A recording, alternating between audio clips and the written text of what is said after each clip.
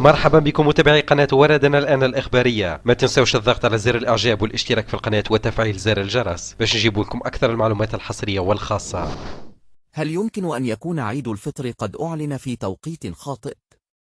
إعلان السعودية عن ثبوت رؤية الهلال أثار جدلا واسعا، خصوصا بعد أن أكدت الحسبات الفلكية أن رؤيته كانت مستحيلة. فكيف حدث ذلك؟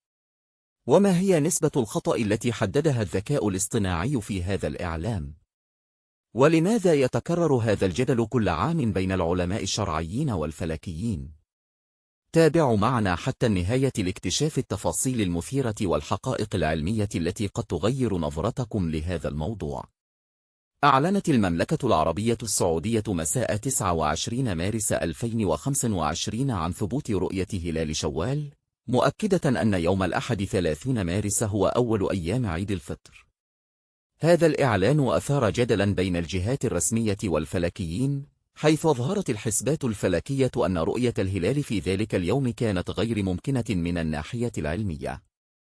وفقا لمركز الفلك الدولي، لم تكن رؤية الهلال ممكنة في معظم دول العالم العربي والإسلامي، سواء بالعين المجردة أو باستخدام التلسكوبات. وتشير الحسبات الفلكية إلى أن الهلال كان في وضعية تجعل رصده مستحيلا في السعودية، حيث غاب القمر بعد الشمس بفارق زمني قصير جدا، وكان عمره صغيرا جدا بحيث لا يمكن رؤيته حتى بأحدث تقنيات الرصد الفلكي. كما أن المسافة الزاوية بين القمر والشمس لم تكن كافية لجعل الهلال مرئيا.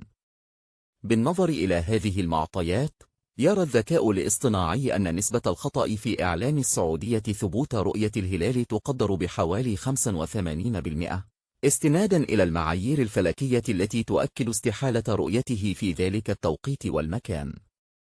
هذا الجدل بين الحسابات الفلكية والرؤية الشرعية ليس جديدا، فقد شهدت السنون السابقة حالات مشابهة حيث تم الإعلان عن رؤية الهلال في ظروف فلكية غير مواتية.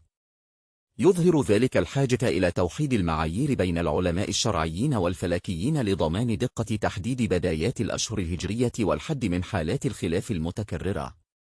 وقد شهدت المملكة العربية السعودية في السابق جدلا مشابها حول دقة تحديد بدايات الأشهر الهجرية. على سبيل المثال، في عام 2007 وقع 22 عالما وفلكيا عربيا بيانا يشير إلى خطأ محتمل في إعلان رؤية هلال ذي الحجة، مما أدى إلى تحديد غير دقيق لموعد عيد الأضحى.